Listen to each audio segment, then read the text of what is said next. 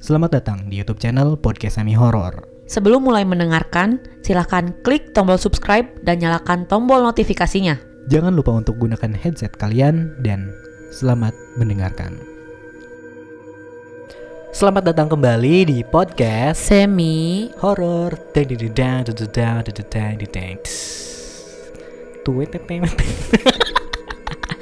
YKS. Ya. Yuk kita sahur. Iya. You keep smile. Setelah bulan Ramadan selesai, iya jadi ganti nama jadi You Keep Smile. Tadinya kan WKS ya, waktunya kita sahur. Jadi YKS.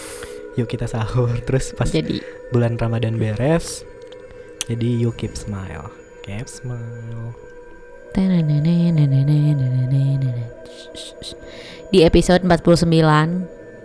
Yes, episode 49. Iya. Gak usah berlama-lama, langsung aja kita bacain cerita. Episode 49 dapat cerita dari penulis malam 94. Langsung saja. Oh iya ya, judulnya ini nih, apa namanya? Langsung aja baca. Oke, siap. Anjay. Judulnya pasti mereka udah baca sih. Iya sih. Oh iya benar, di judul. Iya. Langsung aja nih. Malam itu sekitar pukul 9 malam, aku, Bisri, dan Mama yang sedang menonton acara televisi di rumah dikejutkan dengan suara decitan rem mendadak. Ulangi. Oh, decitan rem mendadak ya? Kayak gitu kali. Enggak sih, itu lebay banget kayaknya. Bentar. Tak lama terdengar suara mobil bis berhenti serta teriakan dan tangisan orang yang mungkin lebih dari 3 orang. Suara itu kian riuh setelah kami bertiga memasang telinga baik-baik. Barangkali kami salah dengar. Loh, Bi, itu sepertinya ada suara yang nangis-nangis di depan ya? Tanya Mama kepada Bisri memastikan. Kamu dengar juga, Is? Dikira cuma Bibi aja yang dengar, jawab Bisri. Aku juga dengar suara orang teriak dan minta tolong. Akhirnya kami bertiga memutuskan untuk perlahan mengintip dari balik jendela terlebih dahulu. Dan dari luar nampak ada sebuah bis berwarna merah dan di sekelilingnya ada banyak orang-orang yang sedang menangis. Pada awalnya, Mama dan Bisri mengira jika mobil bis tersebut mungkin menabrak motor atau mobil karena akses jalan di kampungku itu bisa terbilang cukup ekstrim, ditambah lampu pencahayaan yang minim.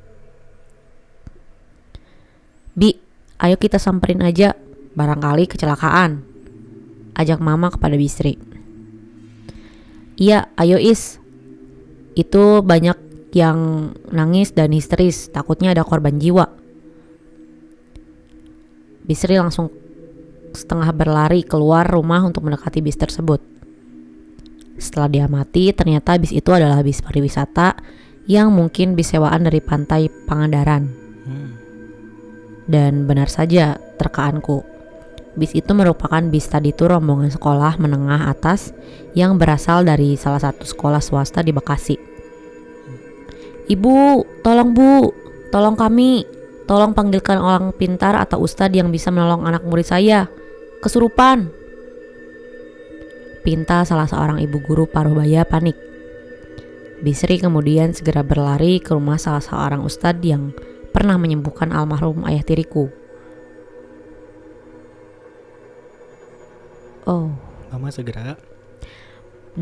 Mama segera membuka pintu gerbang rumah, mempersilakan para rombongan murid lain untuk masuk terlebih dahulu. Kala itu aku berinisiatif untuk membuatkan teh hangat untuk mereka yang sedang bergetar ketakutan. Dan setelah mereka agak tenang, ibu guru pembimbing rombongan angkat bicara mengenai kejadian mistis yang baru saja menimpanya. 3 hari lalu, sekolah SMK Budi Pekerti Bekasi, ini nama sekolahnya disamarkan ya, mengadakan study tour ke pantai Pangandaran. Awalnya semua acara berjalan lancar sampai pada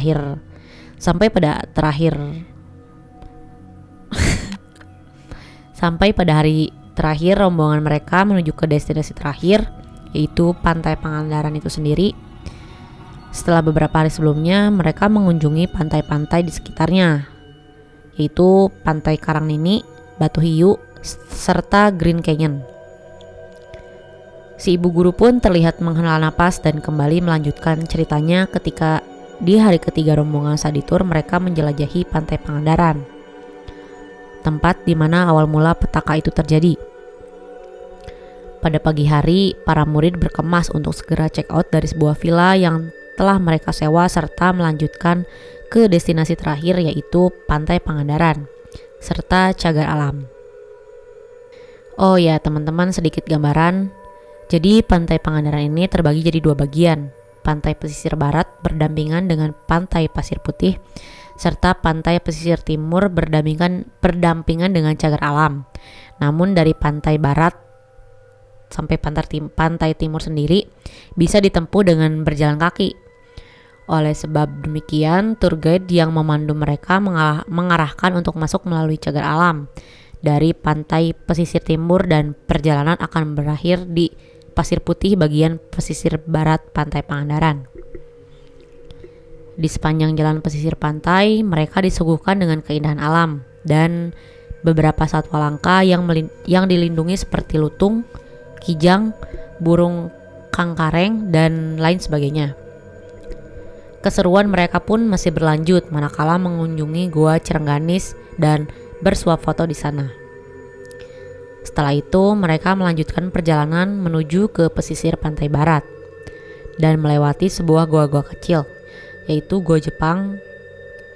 Ketika memasuki mulut gua yang berukuran 10 meter, beberapa murid sibuk mencatat historis gua tersebut dari seorang pemandu perjalanan. Dan beberapa di antaranya mendokumentasikan dengan cara memfoto keadaan dalam gua Jepang tersebut. Namun, si ibu guru pun mengakui jika ada 3 orang anak muridnya yang hiperaktif dan suka membuat kegaduhan di saat dalam gua Jepang. Tour guide mereka sempat memberitahu jika sepatutnya berperilaku sopan saat berada di dalam gua. Karena di hari-hari tertentu, para warga Jepang yang masih tinggal di daerah sekitar sering mengadakan acara ritual doa di gua yang bertujuan untuk menghormati para leluhur mereka dahulu. Bahkan warga lokal ataupun turis sering mendengar suara langkah kaki baris berbaris prajurit, walaupun pada siang hari. Selesai mencatat serta mendokumentasikan historisnya Gua Jepang, rombongan Saditur berarah menuju ke tempat petilasan Eyang Jaga Lautan atau Gua Panggung. Sedikit informasi mengenai Eyang Jaga Lautan ini, dipercaya sebagai anak angkat dari Nyi Roro Kidul yang diminta untuk menjaga pantai di Jawa Barat. Entah kapan ditemukannya gua petilasan Eyang Jaga Lautan ini, namun tetua di sana percaya jika gua tersebut merupakan tempat yang cukup sakral. Ketika rombongan mereka melihat-lihat keadaan Gua Panggung atau petilasan Eyang Jaga Lautan, 3 murid yang suka berbuat onar tadi, sebut saja namanya Andi, Cipta, dan Rendra, dengan lancang mengambil beberapa batang rokok yang mungkin sengaja disimpan oleh para pengunjung di Gua Panggung tersebut sebagai bentuk penghormatan kepada Eyang Jaga. Tak hanya sampai di situ, mereka pun mengolok-ngolok seputar kisah hidup beliau karena memiliki 7 istri dan tidak akur. Mereka bertiga seperti tidak memiliki adab ketika mengunjungi sebuah petilasan ataupun tempat historis. Justru seakan tidak mempercayai hal-hal tersebut dengan cara yang sangat tidak sopan. Bahkan menurut penuturan salah seorang teman, mereka menambahkan jika Cipta yang saat itu kebelet ingin buang air kecil malah dengan sengaja membuang air kencing di dalam Gua Jepang. Cipta sengaja buang air kecil di sana, padahal sudah kuperingati, tapi dia malah hanya terkekeh-kekeh saja, ucap salah seorang dari mereka. Mendengar hal demikian, Mama dan aku saat itu tak bisa berkomentar apapun. Hanya saja raut wajah kami memperlihatkan raut wajah yang kesal. Dan sebenarnya aku sendiri menyesalkan perbuatan mereka yang telah kurang ajar saat berada di sana.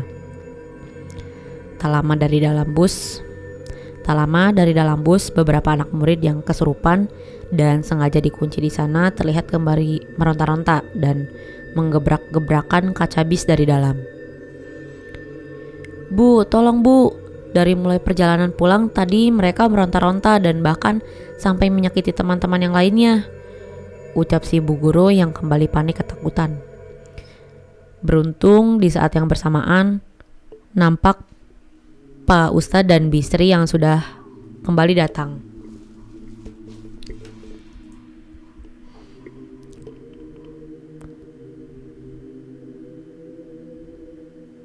Pak Ustadz segera memasuki bis yang sengaja dikunci karena di dalamnya ada sekitar 10 anak yang kesurupan. Pak Ustadz dibantu oleh si supir bis dan kenaiknya untuk memegangi tubuh anak pria yang meronta-ronta ketika dibacakan doa-doa. Serta Bisri dan ibu guru ikut membantu memegangi tubuh anak perempuan yang kesurupan karena tangannya mencakar-cakar tubuh mereka sendiri. "Kalian gak akan bisa mengeluarkan kami sebelum anak ini kembali meminta maaf," teriak salah satu dari mereka. "Dia sudah kurang ajar, dia berani mengencingiku. Anak ini akan kubawa ke alamku jika ia tidak segera meminta maaf," ucap Cipta yang diketahui sudah dengan sengaja buang air kecil di dalam gua. Rendra kemudian menggeram dan menimpali. "Dia pun sudah berlaku tidak sopan. Kembalikan barang milikku." Pak Ustadz menanyakan barang apa yang dimaksud dan tangan Rendra menunjuk ke sebuah tas hitam miliknya.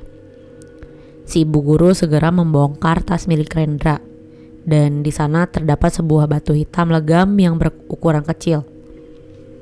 Rendra langsung kembali menggeram bak harimau dan berkata, "Kembalikan batu itu, sekarang juga kembalikan atau kalian semua akan celaka," teriak Rendra.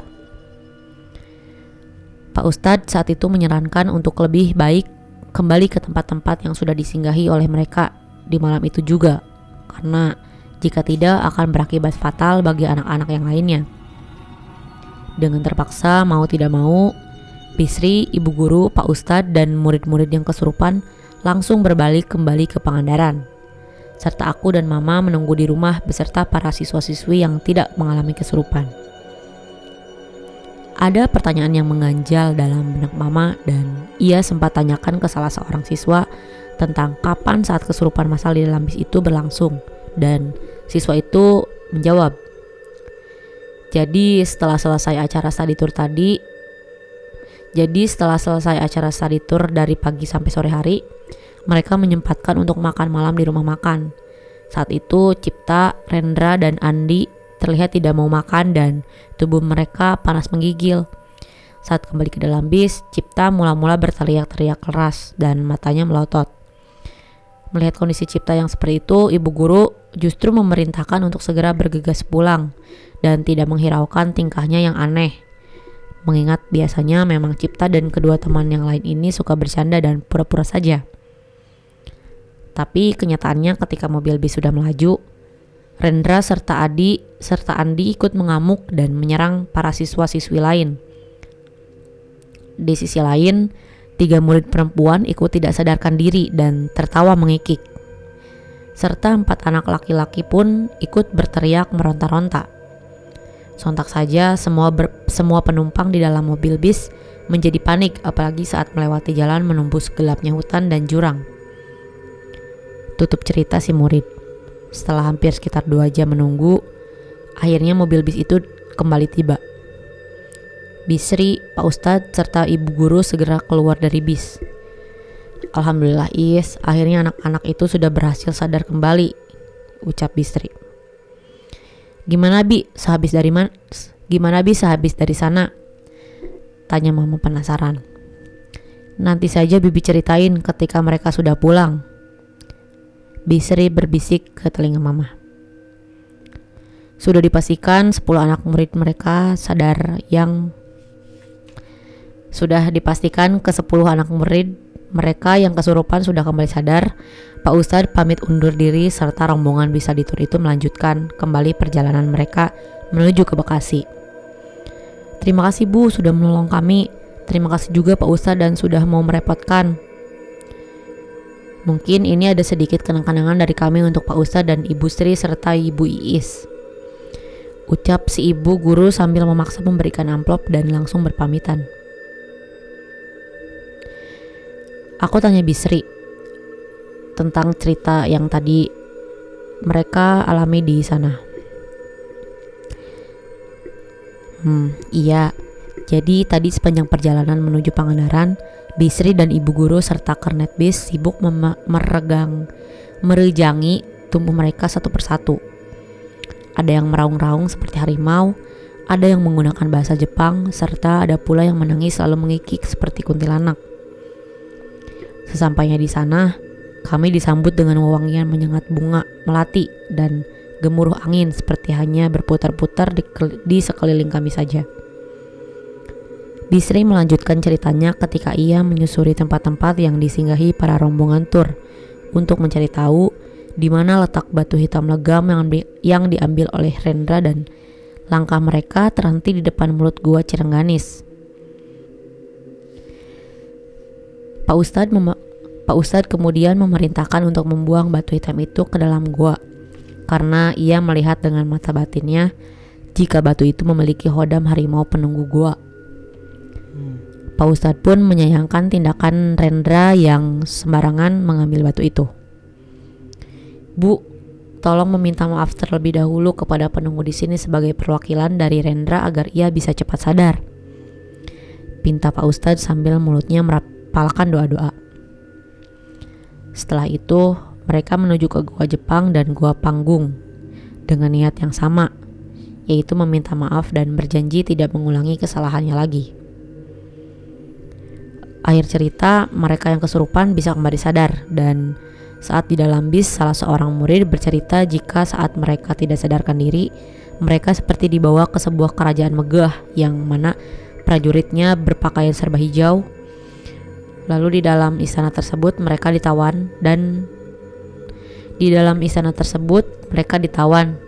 dalam penjara bawah tanah dan dijaga oleh 2 prajurit wanita. Namun beruntunglah mereka masih bisa selamat.